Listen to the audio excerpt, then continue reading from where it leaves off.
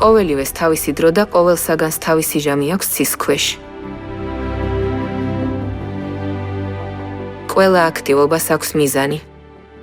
ადამიანებს დედამიწაზე ცხოვრებისას საკუთარი მიზანი აქვთ. ჩვენს სარწმუნოებრივ ცხოვრებასაც უნდა ჰქონდეს მიზანი.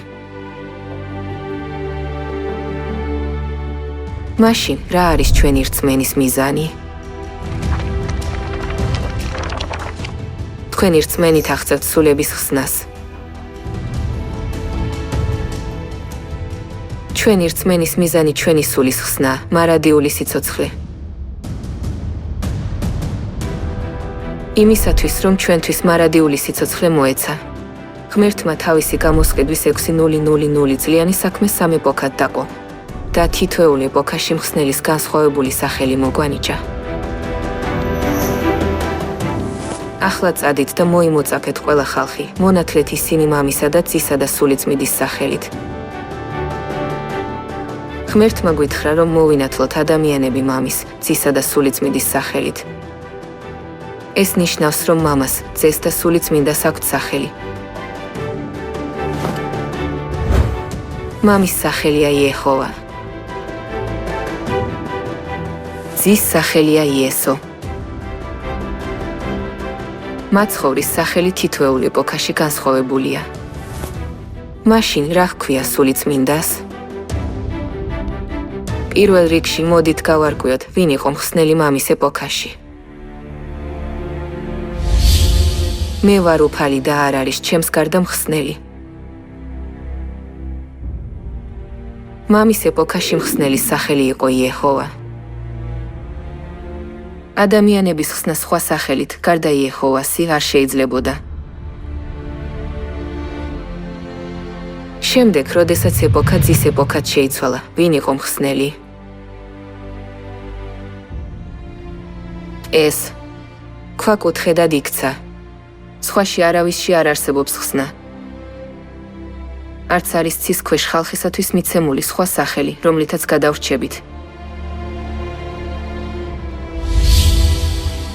როდესაც ეპოქა მამის ეპოქიდან ძის ეპოქაში გადავიდა, ხსნელის სახელიც იეჰოვადან იესოთი შეიცვალა.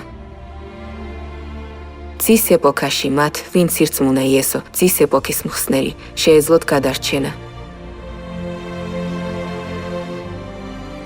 შემდეგ ძის ეპოქაში რა დაემართათ მათ, ვინც იეჰოვა, მამის ეპოქის მხსნელი, ირწმუნა.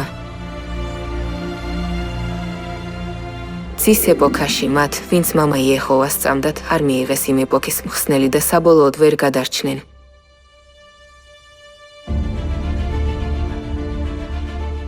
ღმერთმა თითოეულ ეპოქაში მხსნელის განსხვავებული სახელი მოგცა. როგორც წერია, ყოველივეს თავისი დრო და ყოველსაგანს თავისი ჟამი აქვს ცის ქვეშ. ასევე მხსნელის თითოეულ სახელს აქვს დროის ლიმიტი. მამის ეპოქაში ადამიანები მხოლოდ მამის სახელით იხსნებოდნენ. ხოლო მამის ეპოქაში ადამიანები მხოლოდ ძის სახელით იხსნებოდნენ. ახლა სულიწმიდის ეპოქაა. როგორც ძის ეპოქიდან სულიწმიდის ეპოქაში შეიცვალა, მაცხოვრის სახელიც უნდა შეიცვალოს. გამარჯვებულს გავხდისვეტად ჩემი ღვთის ტაძარში. დავაწერ მასზე ჩემი ღვთის სახელს და ჩემი ღვთის ქალაქის, ახალი იერუსალიმის სახელს, რომელიც ციდან ჩამოდის ჩემი ღვთისაგან და ჩემს ახალ სახელს. აქ მე არის იესო. ასე რომ ჩემი ახალი სახელი არ არის იესო, არამედ სხვა სახელი.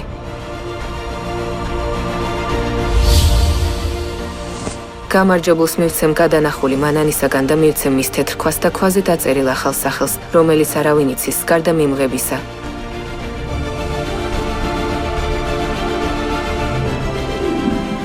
გამარჯვებული მიიღებს ლოდს ახალი სახელით. აქ ლოდი ნამდვილი ლოდი არ არის. რომელთანაც მიხვედით ცოცხალ ლოდთან, ადამიანებმა რომ დაიწუნეს, ღვთისაგან კი რჩეული და პატივცემულია. ლოდი იესოს განასახიერებს. მხოლოდ მიმღებმა იცის იესოს ახალი სახელი.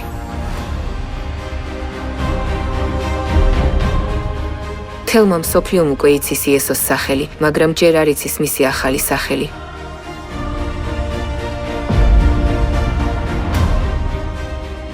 ბიბლია ამბობს, რომ მხოლოდ მიმღებისთვისაა ცნობილი. ეს ახალი სახელი არის მაცხოვრის სახელი სულიწმინდის ეპოქაში. გადასარჩენად ახალი სახელი უნდა მოვიხმოთ. ეს იმიტომ ხდება, რომ ახალი სახელი სულიწმინდის ეპოქაში მაცხოვრის სახელია. სულიწმინდის ეპოქაში ჩვენ უნდა ვიცოდეთ ახალი სახელი. მხოლოდ ამის შემდეგ შეგვიძლია მივიღოთ ჩვენი რწმენის მიზანი, რომელიც ხსნაა. მივიღოთ ახალი სახელი, ხსნელი სულიწმინდის ეპოქაში და გადავრჩებით.